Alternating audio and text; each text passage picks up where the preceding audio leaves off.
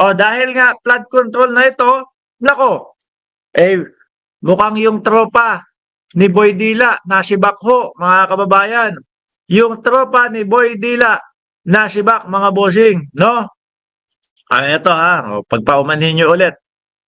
Tayo ay medyo may kabagalan dahil nga wala tayong setup dito. Nasaan ba yung tropa ni Boy Dila? Eto yata yun yung. Eto yata yun, tropa ni Joel Villanueva, no, ng DPWH Executive Sinibak. Si Joel, umpisa pa lang ho, mga kababayan, umiiyak na tong si Joel eh. Umaaray na ho eh. Si Villanueva, anak ni ni nung pastor na si Brother Eddie Villanueva, umiiyak na to. Nag-uumpisa pa lang ho, mga kababayan, nabubuksan pa lang po unti-unti yung sa mga flood control at dun sa mga may kaugnayan sa mga kontraktor, nagsalita na agad, ididepensa na ang kanyang sarili.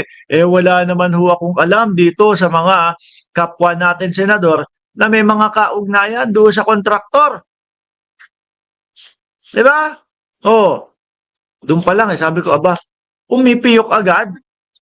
Aba, nagsasalita agad, umaaray agad. Wala pang pangalan ho yun, ha, mga bossing. Sabi ni Ma'am Neng Gigi, si Joel Villanueva parang si Kibuloy, kunwari makajos, pero utak demonyo din. Sabi ni Ma'am Neng Gigi. Hindi, alam nyo ho, nawalan ako ng gana diyan kay Villanueva, yung nambastos siya dun sa Senado. No? Yung nambastos siya. Okay lang sana kung malayo yung pinag-uusapan eh. Kung malayo yung tinatalakay ni Senadora Risa Ontiveros eh. Hindi ho, mga bossing eh. Yung tinatalakay ni Senadora Risa Ontiveros nung binastos po sila, nung binastos po siya nung mga DDS o nung mga senador ni Duterte sa pangunguna ni Joel Villanueva.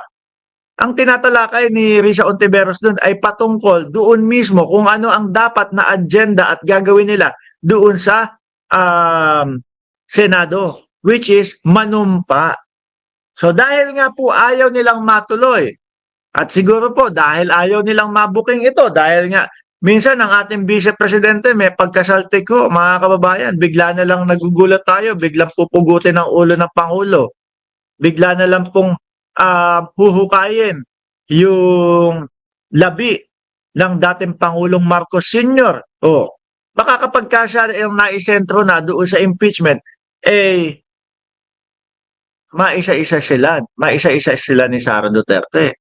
Uy, may mga ghost project kayo Uy, may mga insertion kayo Uy, kayo ang huhusga sa akin? Huhusgahan nyo ko? Alam ko din ang mga baho ninyo. Tingin ko ho, yun ngayon, mga kababayan. At na-vlog ko na dati yan Na-vlog ko na ho dati yan, mga bossing. Na ang sabi ko, tingin ko, kaya itong mga ito ay pinigilan ang impeachment or nakikita nating dinidelay nila yung impeachment dahil po natatakot na maungkat o pati sila mahalungkat ho, mga bossing. At eto na nga po ang nangyayari. Sabi ni Joel Villanueva doon sa kausap niya sa Senado. Sige nga po, sir. Pakisabi nga po sa akin kung meron isang pagkakataon na ako po ay lumapit at nag-lobby sa inyo at nagmagaling na eto po ang gusto ko o ganito po ang gagawin ko sa flood control, etc., etc., o sa mga proyekto. Wala daw. Sagot. Yung pala, mga kababayan, yung kapatid na mayor ni Joel Villanueva ang taga-kausap. Di ba? Nabanggit din natin yan doon sa isang vlog natin, mga bossing. Nabanggit din natin sa isang vlog natin, mga kababayan, na baka nga hindi ikaw mismo yung nakikipag-usap. Pero it's either meron kang inutusan or meron ka dikit na siya ang nakikipag-usap. Di ba? Eto. Ngayon, sibak yung tropa ni Joel Villanueva na DPWH. Madami pa akong makikita dito.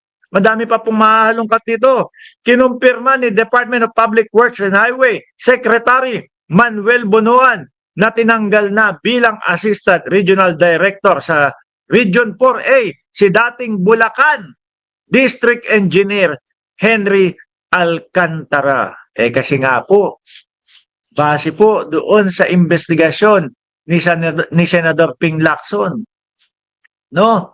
Talamak ang mga ghost project diyan po sa Bulacan. Kung babalikan po natin mga kababayan, yung 142 billion na insertion ni Chis Escudero na sabi ni Senator Tito Soto, nako, hindi lang 142. Nung kinwento niya at kinwenta ko, siya nagkwento, ako nagkwenta naman. Lumalabas 300 bilyon mga kababayan yung insertion. Nagulat na lang daw sila at pagdating sa Senado is yung 825 billion 825 billion pagkatapos ng BICAM, pagdating sa Senado 1.125 trillion na.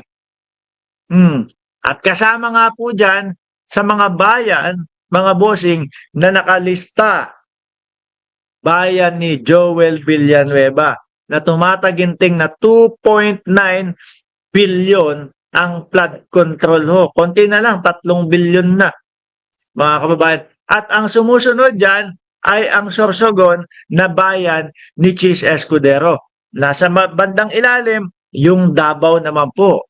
Bayan naman yun ni Bato de la Rosa at bayan naman ni pangalan nito, ni Bungo. At bandang ilalim ho, mga boss Chipamo sir, nandoon naman yung Valenzuela. Bayan naman yan ni Winget Chalian, mga bossing. Nakikita nyo na yung connect-connect. Nakikita nyo na yung connect-connect, ha? Mamaya pag-uusapan natin si Winget Chalian.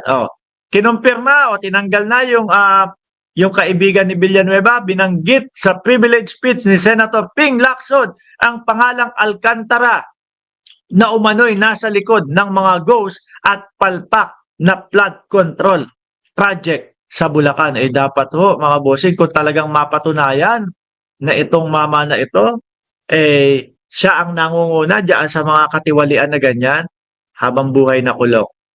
Ano po? Habang buhay na kulong.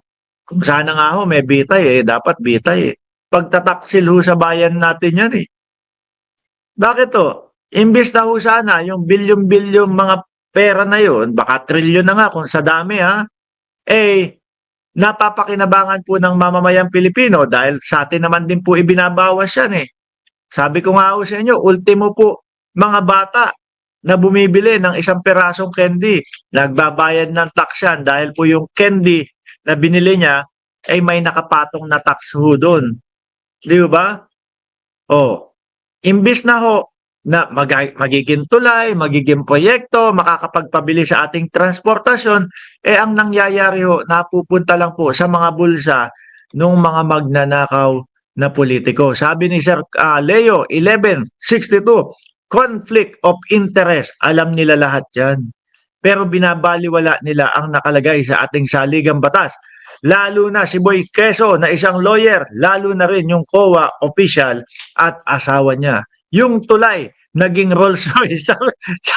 sabi ni Jcas, hindi ho natin masisisi si Jcas na isipin ho yung ganyan, mga bossing. Kasi po, yung mga tao, yung mga individual na sangkot dito, nakita nyo naman po, di ba? Yung mga ipinagyayabang nilang mga gamit.